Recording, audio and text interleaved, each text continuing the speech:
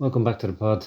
If you're listening to this on Instagram or Spotify, probably the best place to listen to it is YouTube because it's going to be index linked there, so you can just go to whichever player. If you want to listen to the whole thing, of course, great. But if you just want to slip to whoever the player you're actually interested in, then it'll be index linked, so you can just click on their name and go to the segment on them and their move. So this is a transfer update on players on our list to date, and we're going to do it alphabetically. So first up is Teo Adaramola, season-long loan with Stockport, cut short in January 25. After making just 6 appearances, it was supposed to be a season-long loan for them, with them. And on the 3rd of February, he signed with 4th-tier club Bradford City, moving down from the 3rd tier to the 4th tier, on loan again until the end of the season. You'd imagine this is due to the fact that he wasn't getting enough game time with Stockport, and although he most probably was disappointed by it not working out with Stockport and also moving down a tier to the 4th tier, it's a smart move by his club, Crystal Palace, and good move for him personally to get week in, week out football as well. And then he can kick on next season with that being a further loan up the pyramid in England or a loan abroad, getting back in Crystal Palace team perhaps as well, and real involvement and minutes with their first team going forward, or on a permanent move elsewhere if that's what he wants to do, of course. And again, the key is first team football week in, week out, no matter what choice he goes with. He has plenty of options. He will have plenty of options. Has had a few setbacks now with injuries, but at 21, he's a top talent, will have lots of options, and the time is now with a long career ahead of him where he most definitely will excel. Just needs to get the opportunities now and the essential week in, week out football on the field initially now at Bradford. Next is Val Adedokun, season-long move in the top flight in Hungary was cut short, and he returned to Brentford at the end of December 24, so just a few months ago. Subsequently went back on loan, this time to Cheltenham Town in the English 4th tier for the remainder of the season. Thus far has made 3 appearances at the time of recording, so whenever this is getting released, he's probably going to have made more. All going good so far, starting and 90 minutes under his belt. A continued sustained week in, week out run in first team football is what he needs, and hopefully that will continue to be the case for him until the end of the season, then onwards and upwards for the just gone 21-year-old. Sam Blair, a further loan spell at English 7th tier side Lowestoft Town FC until January just gone. He ended up leaving parent club then KR Reykjavik on the 16th of January 25 and is now a free agent. While the scenario isn't ideal for him and he will have hoped to have played more football in the past year with his parent club, he is free and easy to make his next move. However, best that suits him is, he's, as I said, he's not tied to anyone, so he can free to make his choices. He's only 22, gone in December, and as we know, that's very young for a keeper, so he has still a long career ahead of him. Where he decides to go to the lower tiers in England, you'd imagine that'll be his next step, but of course from our list we hope he goes abroad or move somewhere else in the UK or perhaps Ireland, or another exciting move abroad. Will be interesting to see, but while again he will most likely be disappointed to a large degree, he will have learnt a lot so far in his career now and in the last year, and will regroup and go again with a focus surely being on first team football, which it always was, but essentially now he won't be wanting to move somewhere unless he knows that's going to be a nail on guarantee as much as can be in football, which is always difficult for a keeper, as always hard when there's only one spot up for grabs. You can't really shift to, slightly change a position or have a few positions in your back pocket. There's only one keeper in the team. There's only one position that is a goalkeeper. So it's harder for a goalkeeper to get in somewhere and go straight in as the first team goalkeeper. But he'll be confident he can do that. And why shouldn't he? Again, he's not tied down now, so he can make his next move, take a bit of time, make his next move which suits a smart move, which suits him best and his career going forward. And as I said, then he can move up the leagues where he belongs in the long run. Killian Cailloce, after his first season proper in first team football with Drogheda, he had a good amount of involvement for an only 18-year-old, making a total of 20 appearances in all competitions and 1 goal in Ireland's top tier, which at that age is a great achievement. Drogheda had a mixed season down at the bottom of the table for a lot of it, but a great last week of their season where they won their relegation promotion playoff, so they stayed up, and in the same week they also won the cup. So really, although the season as a whole wasn't great, it did end great. Killian would have had more involvement if he had stayed, you'd imagine, but just turned 19 now, has moved to UCD on the 20th of January, who are currently in the Irish First Division, which is the second tier in Ireland, for those outside of Ireland, with the season kicking off just now. To those outside of Ireland and wondering why he would go down a tier when he had such involvement with a top tier side, and he's only a young lad and he played a key role last season with Drogheda, is because although you'd imagine he would have been more involved if he had stayed with Drogheda, and that's close to where he lives as well, UCD offer a chance at week in, week out football. Again, it's a lower league, the tier down, but also and more enticing, it's a unique situation as it's a college here in Ireland, so it's kind of like not really, but it's kind of like the college route in the US. So he can play football week in, week out, and he can also get a degree or whatever you get in college these days. A lot of drinking, maybe a lot of women parties. No, college degree, and still play at a high level. And that's quite unique over in this side of the world. Again, if something comes up for him in the meantime abroad, he could put his studies on hold. That has, other people have done that at UCD, and then come back to it if an opportunity doesn't work out, which I'm sure it wouldn't. But it's not like in the US where there's a draft and you're kind of stuck in college. Not that you're stuck in college, great place to be, but from a football career point of view, in the US, if something comes up when you're in college, you really have to give it all up, and it costs a bomb over there. But here, he could put it on hold, go back to it at a later stage if a good offer comes in and the money and the opportunity is too good to turn down. So it's a win-win situation for him, really. Ryan Carmichael on the 24th of January 25, the now 23-year-old moved to the second side of Atlanta United, who play in the MLS Next League, NXT League, which is the equivalent of the third tier of US football. With the stars now at Inter Miami, aka Messi and co, it would have been even harder than, it's hard anyway to break into a team, but at a top level, but especially at Inter Miami, where it's all glitz and glamour at the moment. Even if he was doing it on the pitch, it's not like you're gonna kick some of those big names off the team sheet. So yeah, it would have been even harder to break into that side. So probably a good move for him in the long term to go elsewhere, and still being on the books of an MLS side, of course, gives him that opportunity to impress in the coming season with the albeit reserves and jump up to the first team of Atlanta United in the MLS if when an opportunity arises. Anthony Dodd, the soon-to-be 19-year-old youth international, moved to Irish second-tier side Finn Harps on the 3rd of January on a season-long loan, where he no doubt will be looking to get week in, week out football, first-team football.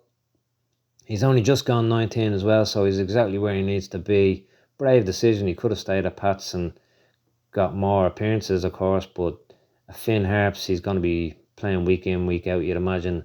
Again, to those outside of Ireland, it's the other end of Ireland, so it is a brave move to go down a level and far away from home.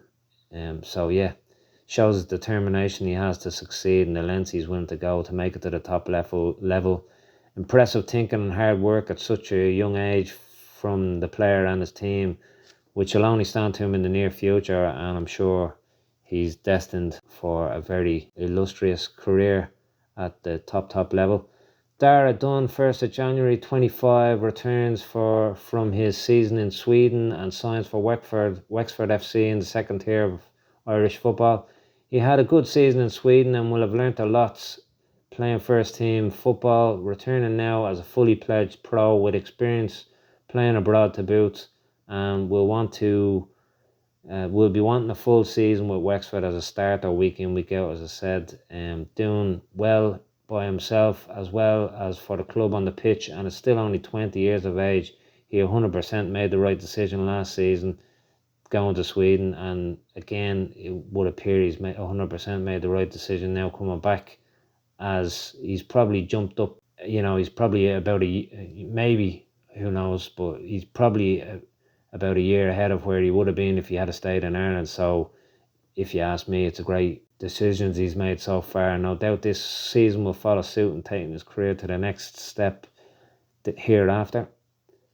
John Joe Patrick Finn Benoa, giving him his full name, but he just goes as John Patrick. One of the glamour signings of the transfer window from an Irish point of view, in my opinion. If on the 15th of January 25, after playing a few times for the Getafe this season for the first team, the 21-year-old signs with French League One side Stade de Reims for a reported $1 million fee, where he joins fellow Irish youth international Ike Orazi, 17, who has also debuted for Reims first team back in December in the Cup and League on the 9th of February just gone. John Patrick hasn't looked back since his arrival, and he's played all but one of the games, I believe, just missing the first game, which was a few days after his arrival, which again is a normal scenario when somebody joins a club. Of the games, he started all of them, again at the time of recording. March can't come quick enough for the player and Irish fans alike, as this should translate, hopefully will translate to an Irish senior squad call-up. In my opinion, should translate to an Irish senior call-up. And the sooner he's capped, the better, before other nations come calling, as he has options, as we said back when we did the video on him, the pod on him. Spain and Cameroon too, and there may be other options. I'm not 100% sure. We did mention England the last time. I'm not sure how relevant that was, but yeah, he has options anyway. You'd imagine Cameroon in the immediate future would be Ireland's competition if they came calling, which I'm sure they already have. But yeah, so the sooner we get him capped and into the fabric of the first team, then we don't have to worry about losing a star player. The ball is firmly in Ireland's court as well at the moment, as he has mentioned Ireland several times since signing for Rem, and was draped in the Irish flag too at the unveiling. So fingers crossed the management don't waste the opportunity to get him in green ASAP. As said, the longer it's left gives a chance of him slipping away from us and having his head turned elsewhere, especially if he's turning up at Rem in the French top tier this season. A Real Madrid academy player, Spanish top tier pro at Getafe, and now French top tier club first teamer at the time is now, come on you boys, in green. Matt Healy, he on the 14th of January, very talented player, has joined Ireland's historically top side, albeit not current champions, and just lost 1-0 to Bows in front of 33,000 in the Aviva. Just have to point that out. But yeah, the Ireland's historically best side, Shamrock Rovers, who are currently doing exceptionally well in Europa Conference at present too. They're 1-0 ahead in their tie with Molde to go through to the next round. So yeah, it's a great move for Shamrock Rovers as well as him. He was in the Belgian second tier, and now he's in the Irish top tier, which is a bit of a coup, I think, for Shamrock Rovers. And I think he's going to turn out to be the best League of Ireland signing of the season, which is a bit of a statement because there's been some real good signings, some glitzy signings. So yeah, it's a very interesting season. But yeah, he's only 22 in prime form. He signed a 3-year deal. He has European football. It's great again for him. Great for the League of Ireland. Great for the club. Sean Kerrigan, 24th of January 25, returns to Ireland with Irish Premier Division side Galway United in the top tier of Irish football. You'd imagine he will have had options to stay in the US, perhaps with a USL side, but coming back to the top tier football in Ireland may have been a better option, as it puts him in the mix straight away, puts his career possibly ahead sooner than if he had stayed in the US via the USL route or another option. And at still only 22, Galway can get him ahead further than that route quicker in his career. He himself will be an asset to Galway, and I'm sure he'll get in that first team sooner or later, sooner I imagine, and expect him to be pushing for, as a starter early doors. Good season at Galway for him will only increase his options come the season end, i.e. transfer window 2026. I don't know what type of deal he signed with Galway, but if I was to guess, I'd say a season-long gig. But again, that's not bad for him. Puts him in a good spot. He can assess his options then. Obviously, he could stay at Galway if he wanted, or he could move elsewhere. Grady McDonnell, 31st of January 25. The still only 16-year-old. He's just turned on the 17th of February 17. Signs for Club Next, the academy of Belgian top tier side and current champions Club Bruges.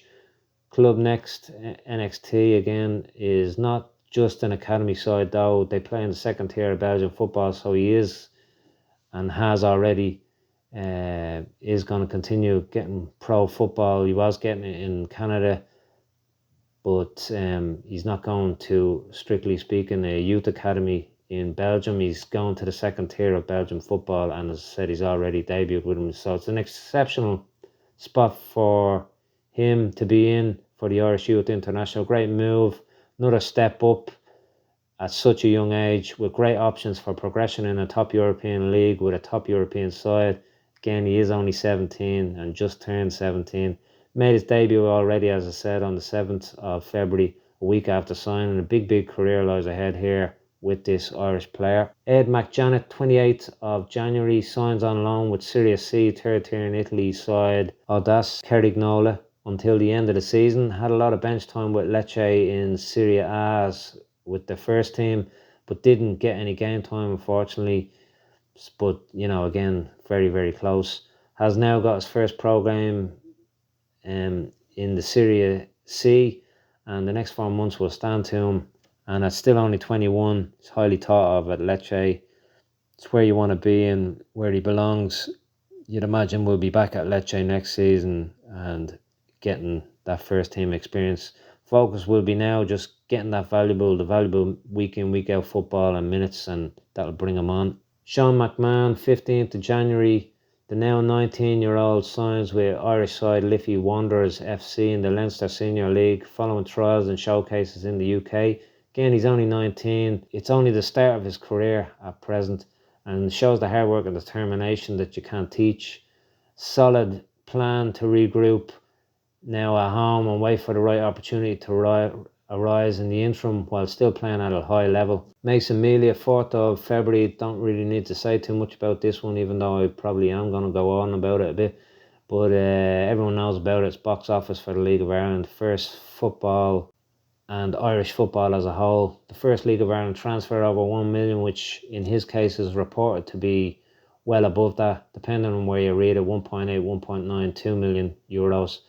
And up to 4 million if certain appearances are met, etc., with a 20% sell-on clause as well, which who knows how much that could be worth for St. Pat's at the end of the day. I said to Spurs, didn't I? So yeah, he's gone to Spurs, but again, I didn't need to say, everybody knows about it. Well, about time that League of Ireland clubs and players get proper deals instead of low transfer fees that we were getting.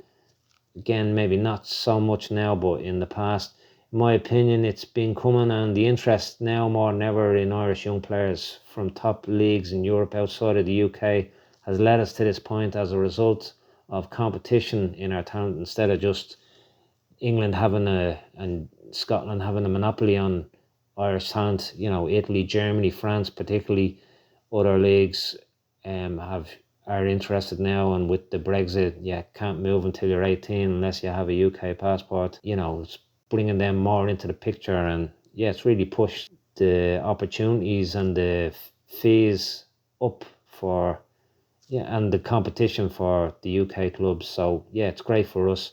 Mason himself has also proved he has great talent already at his young age, still only 17, and will officially move to Spurs in January 26. But obviously, with the Irish season ending in November, he'll probably be there probably be there over anyway throughout the season when there's breaks in the season for him. But yeah, you'd imagine November he'll be really going over there, so he'll have a bedding down period, and when it hits January, it'll probably take him a while to get involved in the first team. But if he was there now, he'd probably be already involved because they have an injury problem. So who knows how quickly he can get into that Spurs team.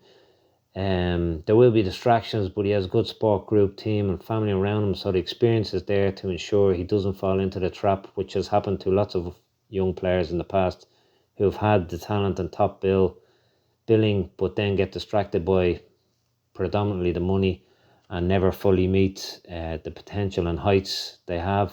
However, again, in Mason's case, his team, family, his uncle is former footballer Clive Clark, so there's a lot of experience there, a lot of knowledge there, and a good support group. So you fully expect his talent will meet the heights that it demands and that everyone expects of his talent. Great times and prospect for the future Irish international and fans alike. Abimbola Obasoto, better known as Abs, 14th of February 25, announced that he has moved to Swedish third tier side Ängelholms FF for the 2025 season. His previous club, Torrens IF, I think were relegated to the Swedish fourth tier, but Abs obviously impressed in the third tier in Sweden last year, and he's above the level, probably the third tier anyway, but definitely above the fourth tier in Sweden. So having impressed other clubs in the third tier, was sought after and secured by Ängelholms for the 2025 season ahead, after having a lot of playing time last season in the third tier with Torrens, circa 25 games, 3 assists, were mostly all starts and the bulk and of the entirety of the minutes in those.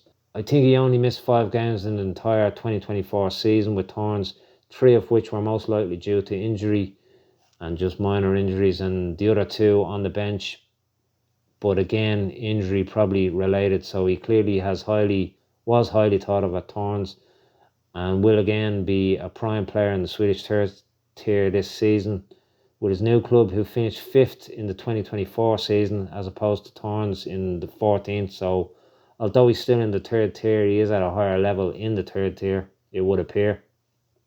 No disrespect to Torrens, and hopefully he will help his new club advance that little extra they need and push for promotion to the Swedish second tier, which would be great for him, again, personally, but also for Irish fans.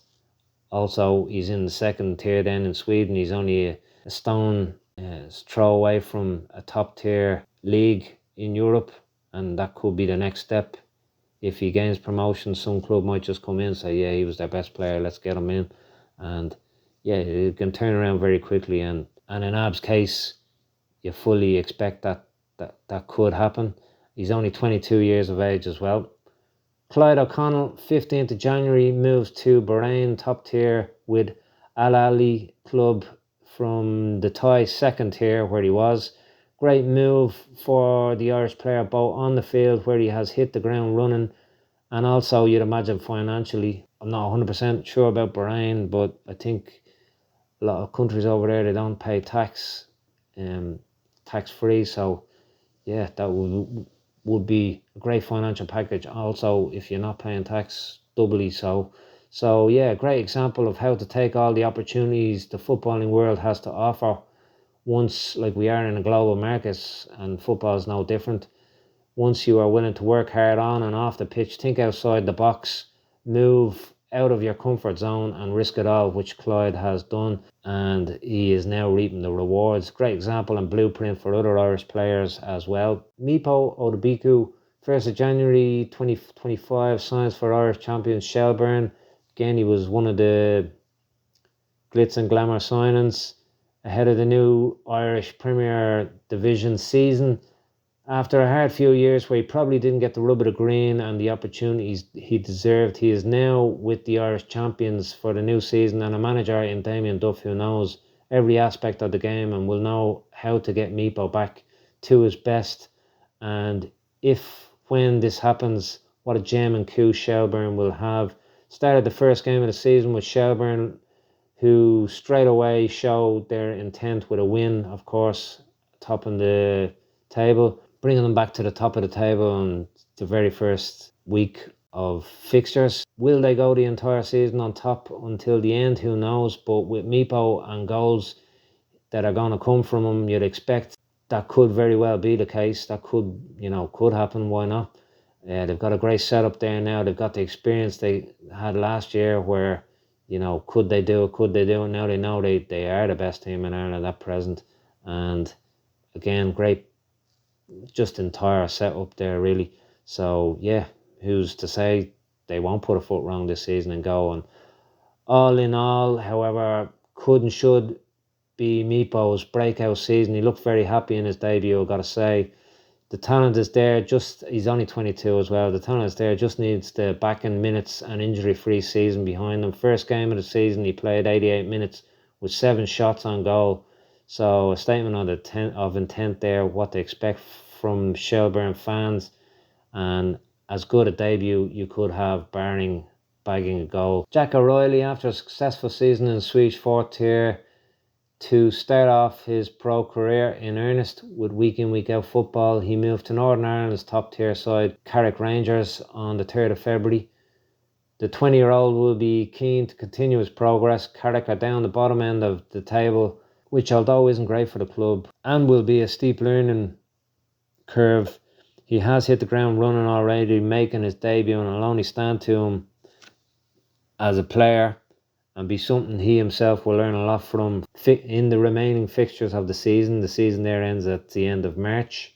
Ivan Savshak, 15th of January 2025, after being out injured, he signs for Italian 4th tier side Orvitana on a 1.5-year deal running until June 26. After his successful breakout season last season in the Italian 4th tier, being out for the next 6 months without a club would have been a bitter pill to swallow. But he is back now in exactly the same spot he was in. And if he does the same as he did last season in the near future, with what he learnt to date, as well as the tough lessons he will have subsequently learned from the 6 months out, the time is now to push forward. He's still only 19. Again, his whole career ahead of him. And while he doesn't appear to have yet made any appearances for his new team on the pitch or on the bench, you'd imagine this is due to his 6-month layoff. Perhaps he still has some niggling injuries there too, and also getting back to match fitness. And you'd imagine that's the reason he hasn't appeared at all yet for his new club. The fact they have given him a 1.5-year deal perhaps shows they appreciate he wasn't going to hit the ground running initially in light of the above, and get him a few minutes between now and the end of the season, then a full pre-season injury free into him, back to his best for next season 2025. They are currently 7th in Group E, so with a good run etc going their way, they could yet make a promotion playoff spot come season end, and who knows, he could be a Series C player in a few months if so.